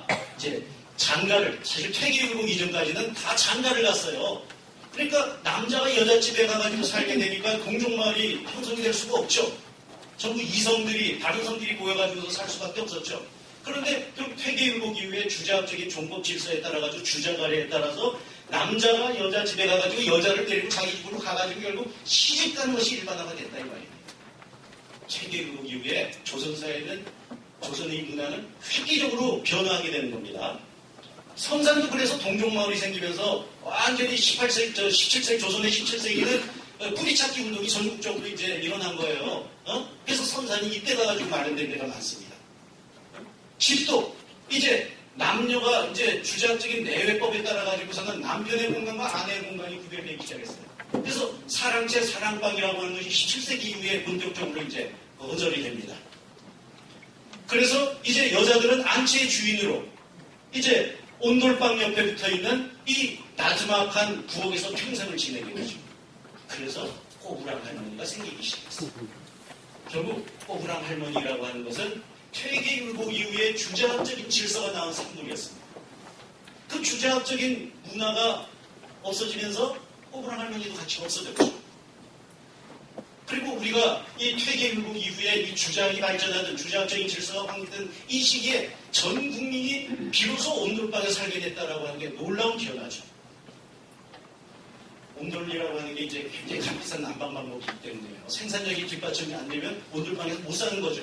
이 시대에 와가지고 비로소 우리가 온돌방에 살기 시작하는 거예요. 자, 그래서 이제 17세기 이후, 퇴계율국 이후에 새로운 문화가 성립이 됐고 또 새로운 학풍이 등장하게 됩니다. 그 새로이 등장한 문화와 학풍은 또 그 속에서 시대의 변화에 따라가지고 또 변화해 가게 되는데 그 중에 그 변화의 중요한 변수를 여기서 몇 가지 들었습니다. 첫째는 중국에서 명청교체가 일어나서 오랑캐가 중국의 주인이 됐다고 하는 상황. 그래서 중국의 문화가 이제 오랑캐 문화가 됐으니 이제 유일한 선진 문화, 중화 문화는 우리 문화밖에 없다라고 하는 자기 문화에 대한 자신감, 문화 자존의식이죠. 조선이 곧 중화다라고 하는 그런 의식이 우리 것을 새롭게 보게 만들었다는 얘기입니다. 그래서 우리의 의관 풍문에 대해서도 중화의 의관 풍문이니까 자신감을 가지고 그림에 그려내기 시작했다는 거죠. 우리의 자연에 대해서도 새롭게 바라보기 시작한 거죠. 생각의 전환이 일어나게 된 겁니다. 그러면서 이제 서울은 국제무역 도시로 발전하고 있었어요. 이 시기에 가가지고서 중개무역을 통해 가지고 삼각 중개무역을 통해 가지고서는 서울이 크게 발전하고 서울에서 또 사당 100리까지가 수도권으로 확대돼 나가게 됩니다. 그래서 결국 정조 때 가게 되면 4유수부를 설치하게 되는 거죠. 서울 북쪽 100리 지점에 개성, 서울 서쪽으로는 강화, 서울 동쪽으로는 광주, 서울 남쪽에 화성 신도시를 건설해가지고 수원 화성, 화성 유수부가 설치가 되어가지고서 결국 서울의 확대 발전이 결국 4유수부 체제로 정조 때 이제 나타나게 되는 거죠. 이것이 조선 후기 발전의 어떤 중심적인 지역이 되는 겁니다. 그러면서 숙종대 후반 이후로 탕평정치가 이제 추진이 되면서 그 탕평정국 하에서 탕평정국이라고 하는 노론소론 남인 북인을 다 골고루 써야 되니까 서로 이렇게 견제를 하도록 서로 견제를 하도록 이렇게 해야 되니까 골고루 쓰려니까 자연히 명문 중심으로 사람을 쓸 수밖에 없습니다. 그러다 보니까 결국 서울의 경화 문벌들이 탕평정국하에서 대거 정치적으로 이제 대두하게 되는 거죠. 서울이 조선의 정치, 경제, 사회 문화의 중심으로 이제 발돋움하게 되면서 서울과 지방 사이 문화적 격차가 생기게 됩니다. 경향으로의 분기 현상이죠. 그 경향으로의 분기 현상이 학계에 미치는 영향이 바로 아까 말씀드린 것처럼 서울을 중심으로 하는 낙론 주자과 그리고 충청도 지방을 중심으로 하는 호론 주자, 이른바 호랑 논쟁이라고 하는 것이 바로 이런 사회 현상의 결과라고 설명되고 있습니다. 그러면서 서울에서는 이제 신분 질서가 점차 이완되게 됩니다. 그러면서 정통 양반이 아닌 사람들, 위항이라고 부르죠. 위항이라는 얘기는 꼬불꼬불한 골목길이라는 얘기인데 거기 살던 서울의 위항인들이 대두하게 됩니다. 뿐만 아니라 유통경제의 발달이 부민층의 성장을 가져와서 부민층이 이제 중요한 정치 세력으로까지 이제 등장하게 되는 거죠. 그런 변화가 숙종, 영조, 정조 시대에 걸쳐가지고서는 일어나게 되는 것입니다. 자, 이런 속에서 이제 조선의 진경 예술이 꽃을 피우게 됩니다. 시간 관계상. 그러면 이 시대에 꽃피웠던 이 진경 문화, 진경 예술이라고 하는 것이 조선 전기의 예술과 어떤 차이를 가지느냐라고 하는 걸 단순한 비교까지 보여드리겠습니다. 자, 진경산수화, 이 시기에 등장했던. 맨 쪽에 보시게 되면 금강산을 그린 진경산수화가 있죠? 오른쪽에 보게 되면 세종시대를 대표하는, 조선 전기를 대표하는 유명한 산수화가 바로 뭡니까? 안변의 몽유도원도죠. 안평대군이 꿈꾸었던 세계를 그걸 안면으로 하여금 그리게 했던 경치가 몽유도원도 아닙니까? 그런데 이 몽유도원도에 나오는 이 경치는 어디에 있는 경치인가요? 충청도에 가서 서산 사람들한테 물어보면 서산에 있는 경치라고 주장하는데 안면이 서산 사람이라. 그런데 서산에 아무리 찾아봐도 저런 경치 없거든요. 중국에 있는 경치죠. 모든 기준이 중국에 있었다 이 말입니다. 마치 우리 시대의 기준이 미국에 있듯이 이 시대에는 모든 기준이 중국에 있었습니다. 중국의 황하지대, 황토지대의 경치를 그린 거죠. 모든 기준이 중국에 있었다라고 하는 걸 보여주는 그런 증거가 되는 거죠. 그런데 이 진경시대에 와가지고 이제 우리에게 그 기준을 옮겨와서 우리의 경치를 그리기 시작했다는 얘기입니다. 이래서 진경 문화가 중요한 거죠. 자, 사람을 그리는 데는 마찬가지. 풍속판대 말하자면 풍속판대 왼쪽에 보게 되면 아까 소개해드린 경제정선의 자화상이라고 그려진 생각되는 그림입니다. 오른쪽은 세종 때 대표적인 지식인이었던 강희안의 고사환수도라고 하는 국사교과서에도 나와 있는 그림입니다. 여기 고사환수도에 나오는 저 사람은 중국 옷을 입고 있는 중국 사람이죠. 가장 이상적인 인간은 마치 오늘날 미국에 있듯이 미국의 무슨 아놀드 슈왈츠 제대우가 제일 멋진 남자고 무슨 제일 이쁜 배우도 미국에 있듯이 이 시대에도 가장 멋있는 사람, 가장 멋있는 의반 풍물은 중국에 있는 것이었다 이 말입니다. 그래서 이렇게 그린 거죠. 이것이 우리 것으로 변화한 것이죠. 퇴계율곡일의 주작이 그 밑바탕에 있었다는 얘기입니다. 자, 이 사실적이고 이 개성 넘치는 이 문화는 성물 조각에 있어서도 이런 사실적이면서 아름다운 그런 조각을 만들어냈습니다. 오른쪽에 보시다시피 1750년경에 만들어진 조각품이죠. 왼쪽에 보시게 되면 유명한 윤두서의 자화상 아닙니까? 이런 사실성이 이제 추구되기 시작했다 이 말입니다. 이게 자기의 개성으로 이제 확립이 된 거죠. 도자기도 마찬가지입니다. 조선전기의 분청탁이라고 하는 결국 청자의 변형이었는데 이것이 이 시대에 오게 되면 우리가 잘 아는 달항아리라고 별명으로 부르는 백자, 조선의 백자. 백자 만드는 기술은 중국에서 들어왔지만 그러나 가장 조선적인 기형과 조선적인 때깔과 조선적인 미감을 표현하는 그건 중국의 것이 아니라 이 말입니다. 조선의 것이었지. 이런 자기 개성, 이것이 사실성과 함께 꽃피었던 시기. 그 시기의 예술을 우리가 진경예술이라고 얘기하고 진경문화라고 얘기하고 이 시대를 미술사에서 볼 때 진경시대라고 얘기를 하는 거죠.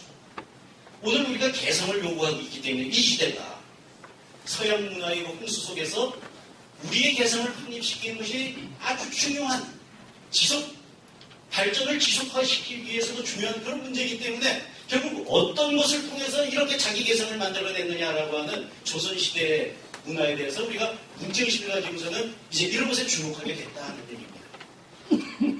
자, 여기 이제 고려시대와 여말선초죠. 선초까지의 문화와 그 다음에 퇴계율곡의 시대의 문화와 그리고 정조 때의 문화를 이 초상을 가지고 우리가 비교해 볼 수 있습니다.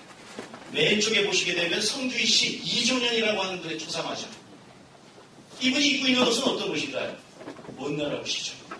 자, 리빙스턴 모자 같은 거 쓰고 원나라의 옷을 입고 있죠. 이 초상화 자체는 사실은 조선 중기에 와가지고서는 새로 그려진 겁니다. 새로 그릴 때 그 시대 사람들이 보기에는 뭔가 받아들일 수 없는 부분이 있어가지고 이 그림을 먼저 그린 거예요. 뭐가 제일 어색합니까? 제일 먼저 그리면서. 왼쪽 손이 어색하죠. 왼쪽 손이 좀 어색하게가 있지 않습니까? 왜 저 왼쪽 손을 그리면 왜 저렇게 왼쪽 손이 어색하게 된 걸까요? 기록에 다 남아있어요. 원래는 저 손에 고려 말의 지식인은 염주를 들고 있었던 거예요. 그런데 퇴계율곡 시대에 와서 주자학적인 사회가 되면서 그냥 습관적으로 절하다가 이때 와가지고 퇴계율곡 시대에 와가지고 이렇게 봤더니 아니 우리 할아버지가 염주를 손에다 저렇게 들고서는 불교에 빠져 있었다는 걸 알게 된 거죠. 대표적인 신진사례구다. 어떻게 염주를 들고 있어?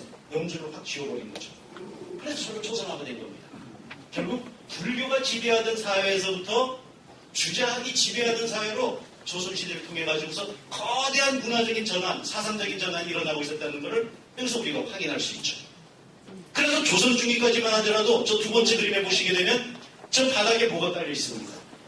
양탄자가 깔려 있어요. 양탄자가 깔려 있어요. 결국 저 우리나라 고대 사회로부터 쭉 이때까지 내려오는 이 퇴계율곡의 시대까지만 하더라도 우리는 저 고대로부터 내려오고 있었던 유목문화의 영향을 받고 있었던 겁니다. 양탄자라고 하는 게 바로 그런 거 아니에요? 양탄자를 깔고 있죠. 이때까지만 해도 온돌방에서 못 살았어요. 우리나라 사람들이.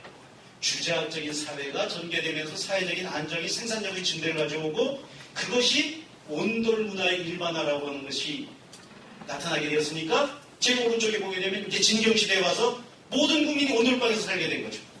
그러면서 저 양탄자는 이제 필요 없는 시대가 된 거예요. 양탄자를 치워버리고 바닥에 뭘 깔았습니까? 화문석을 깔았죠. 조선 문화는 이런 식으로 끊임없이 변화해 왔던 겁니다. 더더군다나 정조시대에 오게 되면 지금 선생님들 잘 안 보이시지만 여기 보게 되면 이 그림은 원래 크기를 2분의 1로 줄여가지고 그렸다라고 저기 써 있어요. 추측을 저기다가 제시했다 이 말입니다. 그래서 어떤 미술사학자들은 이 그림을 그리기 위해서 서양 화가들이 활용했던 카메라 오스큐라라고 하는 그런 기법을 저기에 적용했다. 말하자면 서학의 영향까지 들어간 그림이라고 설명하기도 합니다. 정조시대는 그런 시대죠. 이제 진경문화를 통해 가지고서 자기 개성을 남김없이 드러내고 그리고 이 정조시대에 가게 되면 그것만으로 안 된다.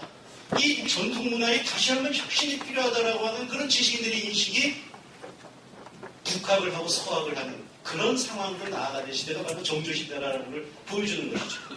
그래서 우리 시대에 와가지고서는 새롭게 평가되는 인물 중에 정조라고 하는 인물이 있습니다. 20년 전까지만 해도 정조는 언제나 사도세자와 해균궁 씨의 조연으로 나왔었어요. 근데 한번 잘 생각해 보세요. 지난 20년 사이에 우리에게 가장 인기 있는 역사 인물로 누가 등장했어요? 정조가 등장했어요. 주인공이 되기 시작한 거예요. 그런데 그 주인공은 과거에 조연이었을 때 정조는 어떤 인물이었느냐? 분열과 대립과 당쟁의 희생자로 언제나 그려졌어요. 그렇죠? 사도세자의 죽음과 관련해서. 그런데 이산 다 재밌게 보셨잖아요. 저기 보게 되면 나중에 그 이산 제작진들이 인터뷰를 한 걸 봤더니 우리 역사학자들 보면 그 작가들하고 다 같이 읽었더라고요. 그러면서 이산을 새롭게 그리자. 역사학자들이 새롭게 정조를 어떻게 보고 있느냐.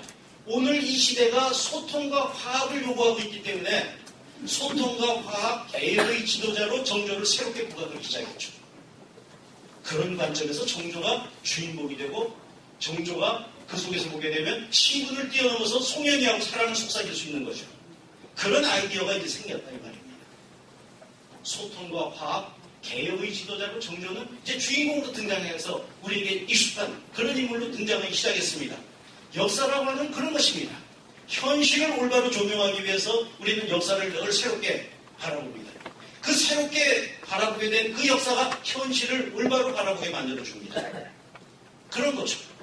그래서 정조는 그 개혁을 위해서 자기 측근에 이런 지식인들을 끌어모았습니다. 담은 기몽도의 자화상으로 알려진 그림이죠. 그런데 이 그림에 나오는 이 정조시대를 이끌어나간 이 새로운 지식인들은, 새로운 생각을 가진 지식인들은 그들이 좋아하는 도자기는 아까 봤던 다랑아리가 아니에요. 이미 시대에 오게 되면. 여기 보시게 되면 이 도자기는 중국의 경덕진에서 만들어진 중국의 명품 도자기죠. 이미 시대는 우리 전통적인 것만 고집하는 데서 이미 나아가지고서 외래 문화를 다시 받아들이지 않으면 안 된다고 하는 그런 공감대가 형성되고 있었다 이 말입니다. 외래 문화를 받아들여서 우리 전통 문화와 융합하는 것이 시대의 과제로 등장하고 있었죠. 여기 이 지식인은 노래를 부르고 있어요. 그가 연주하는 이 악기는 우리 전통 악기가 아니에요. 장미파라고 하는 중국의 악기죠. 악기도 이제는 서양의 일렉트릭 기타가 더 좋은 그런 시대가 이제 왔다 이 말입니다. 자, 이 정조시대를 이끌어나간 경화사적 지식인들이 부르는 노래 가사가 여기 쓰여 있어요. 종이 바른 창 흙벽돌로 된 형편없는 집에서라도 종신 꾸이 나는 늙어죽도록 벼슬도 심어 그 속에서 노래나 부르면서 살면 좋지. 단어 이렇게 써 있습니다. I who have nothing. 안민낙도를 노래 부르고 있죠. 주제학적인 이상을 노래 부르고 있어요. 그러나 그 주제학적인 이상을 노래 부르는 이 정조시대의 새로운 지식인은 이런 삶을 영위하기 위해서는 I who have nothing이 돼가지고서 빈털터리가 돼가지고 그런 삶을 유지할 수 있습니까? 중국에서 수입한 값비싼 최고급 도자기를 즐기고 중국에서 수입된 최고급 악기를 즐기고 그가 보는 책은 중국의 책이고 그렇다 그러면 이런 삶을 하기 위해서는 주제학적인 이상을 가지고 있지만 실질적으로 그의 생활은 이미 돈이 없으면 안 되는 그런 세상 속으로 이미 들어가 있었죠. 그럼 이런 삶을 살려면 중국에서 들어오는 새로운 문물들을 끊임없이 받아들이려면 이 사람이 시골 살아서 돼야 안 돼요? 안 되죠. 서울 살아야 되죠. 결국 도시 생활을 하면서 그리고 돈 없이는 살 수 없는 그런 지식인상이 새롭게 형성되고 있었던 거죠. 어쩌면 우리는 그 연장선상에 있다고 얘기할 수 있습니다. 우리가 지금 서구 문화를 받아들인 그것이 일제 침략으로부터 시작된 것이 아니라 이미 이때부터 시작되고 있었어요.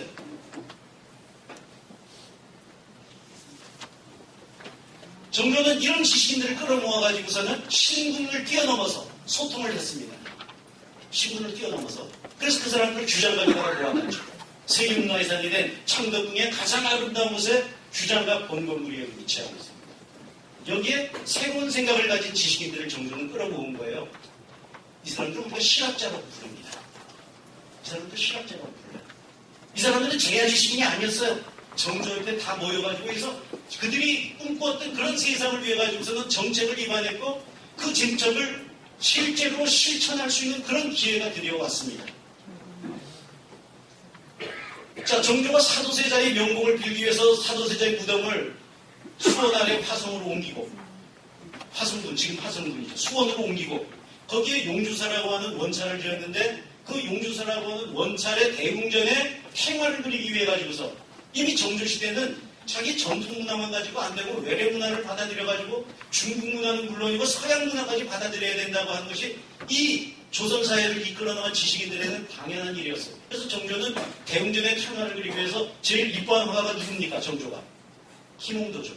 김홍도를 불러가지고 사신 가는 길에 딸려 보내가지고 중국 국경으로 6개월간 그림 연수를 보냈습니다. 이 김홍도가 6개월간 중국에 가가지고서 중국에는 천주교회당이 있었고 천주교회당에 가면 서양 그림이 있었어요.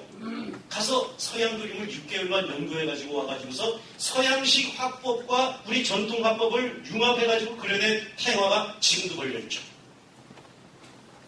가까이 가서 보면 이렇게 있어요. 우리가 유럽의 미술관에서 보는 그런 그림이 여기에 등장했습니다. 결국 진경문화는 정조시대에 와가지고서 다시 한번 외래문화와 융합을 통해가지고서 새로운 경로를 모색하고 있었고 우리는 그 연장선상에 지금 놓여있는 거죠.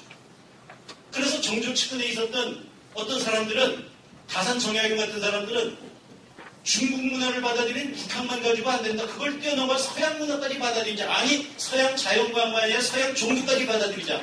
그래서 다산 정약이 천주교 신자가 된 거 아닙니까? 종교까지 받아들였죠. 정조 측근에 있었던 박지원, 박재가, 남봉철, 서유구, 서명흥, 홍량호 우리가 북한파라고 부르잖아요. 중국 문화를 받아들여야 된다고 생각했죠. 오랑캐 문화까지 받아들여서라도 우리 문화를 빨리 발전시켜야 된다. 전통 문화와 외래 문화의 융합만이 우리의 살 길이라고 생각을 했죠. 그런 꿈을 가졌던 지식인들이 정조의 개인적인 꿈과 결합해가지고서는 만들어낸 정조시대의 위대한 문화유산이 지금 세계문화유산으로 지정이 된 화성 신도시죠. 이 화성 신도시만 가지고 얘기하다 보면 시간이 굉장히 많이 걸립니다. 지금 저한테 주어진 시간이 지금 약간 지났는데요. 화성 신도시에 대해서 지금 자세하게 얘기할 수는 없어요. 그러나 결국 우리가 실학자들의 생각은 관념 속에만 머무르고 정책으로 반영되지 못했다. 그게 여기서 다 깨지는 거예요. 화성 신도시. 이거 설계한 사람이 누굽니까? 다산 정약용이 설계했죠. 당시 박지원, 박재가 같은 북한파 학사들은 양반들도 상업에 종사해야 된다고 주장을 했어요. 그것이 화성 신도시에서 정책으로 반영이 됐어요. 국가가 양반들을 끌어들여가지고 양반들에게 자금을 대여해가지고 그 자금을 가지고 양반들이 상업에 종사하기 시작했어요. 양반도 상업에 종사하고 상인들도 이제 벼슬을 할 수 있는 시대가 드디어 열리기 시작했어요. 상인들의 자본, 분홍들의 자본을 끌어들여가지고서 그 자본을 제공한 사람들에게 국가가 벼슬을 주어가지고서는 그 사람들을 관료체계로 끌어들이는 그런 놀라운 개혁이 화성 신도시에서 시행이 됐죠. 그동안 우리가 이걸 몰랐어요. 그걸 몰랐어요. 불과 지난 20년 사이에 우리가 알게 된 내용들입니다. 그러니 결국 실학이라고 하는 것은 주장과 반대되는 관념 속의 어떤 사상이나 학문이 아니라 실제로 정책으로 실천까지 된 그런 사상과 학문이었다는 것을 이 화성 신도시가 우리들에게 말해주고 있습니다. 시간이 없어서 자세한 얘기는 못 드리겠고, 자, 여기서 이제 건축실명제가, 오늘 우리 시대도 못하고 있는 건축실명제가 여기서 시행된 거 아닙니까? 그래서 그 공사보고서가 지금 세계 기록유산이 된 거죠. 화성성묘도계가. 자, 그 중에 한 가지만 시간 관계상 말씀드리죠. 이 정조가 1804년이 되면 임금자리를 물려주고 내려와가지고서는 자기가 보려는 개혁사업을 완수하려고 하는 미래의 도시로 화성 신도시를 건설한 거예요.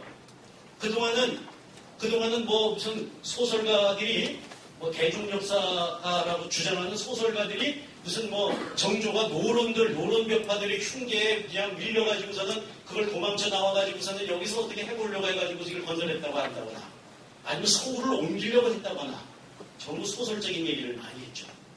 그래서 결국은 노론벽파들의 흉계에 몰려가지고서는 정조는 독사를 당했고 그래서 조선은 자주적으로 시행하던 정조가 선봉에 있어서 시행하던 근대화는 실패할 수밖에 없었고 그렇게 소설가들이 정조 독살설을 주장을 했습니다. 적어도 학문적으로는 아무런 근거가 없습니다.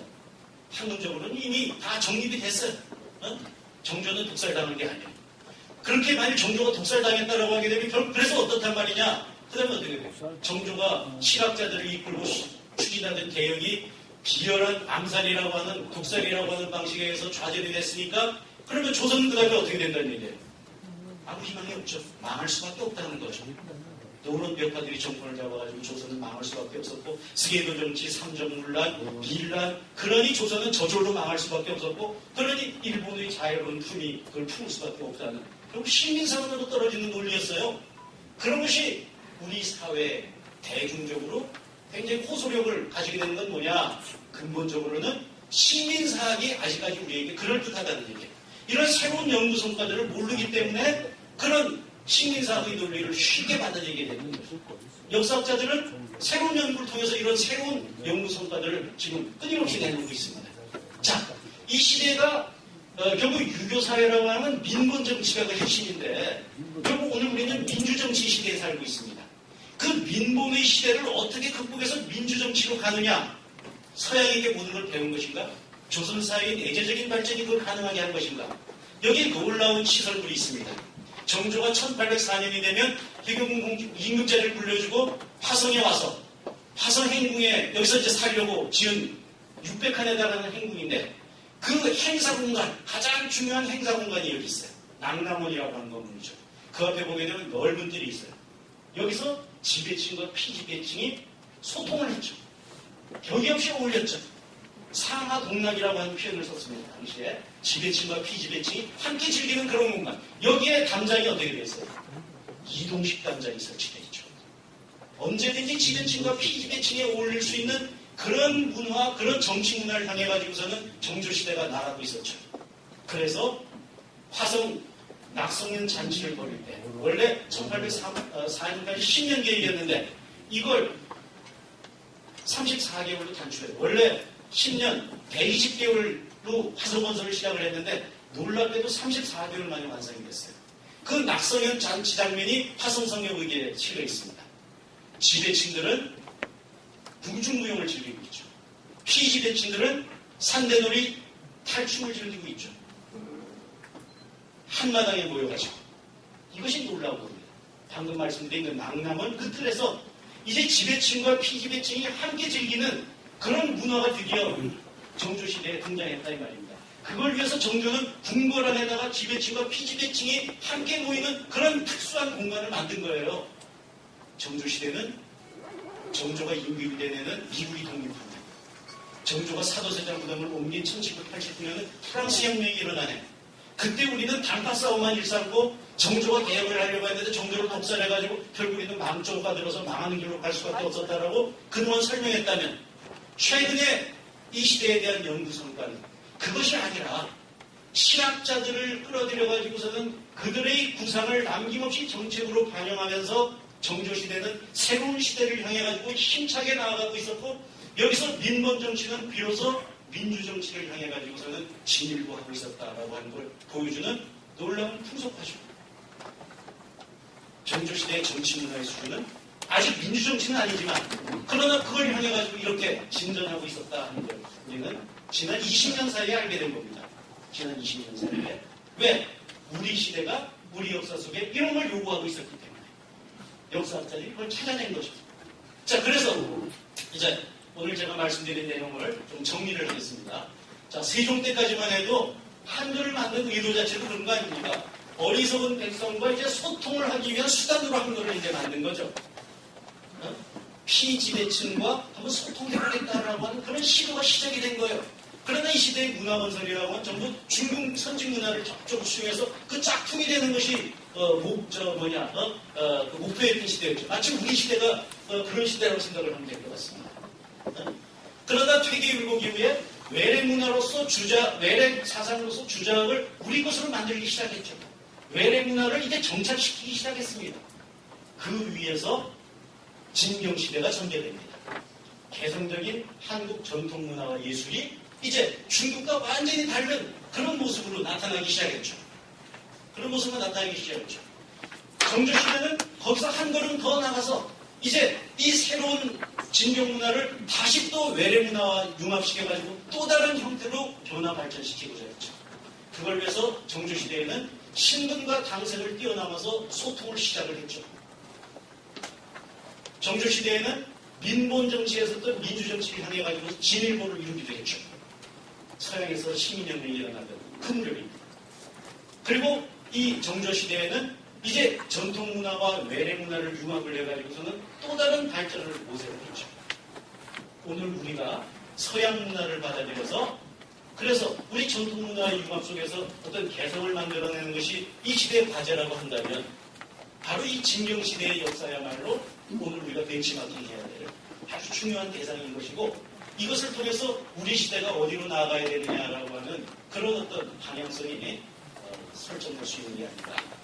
그런 것을 이제 생각하면서 역사학자들은 지금 굉장히 노력을 많이 하고 있습니다. 여러 선생님들께서도 이런 점에 유의하셔가지고서 선생님들께서 현실의 변화에 따라서 역사인식도 변화한다라고 하는 걸 다시 인식을 하시면서 이 새로운 연구 성과에 늘 관심을 가져주신다면 우리 시대가 또 더 이렇게 분명하게 우리 앞에 드러나는 것이 아닌가 그런 생각을 해봅니다. 이상 마치겠습니다.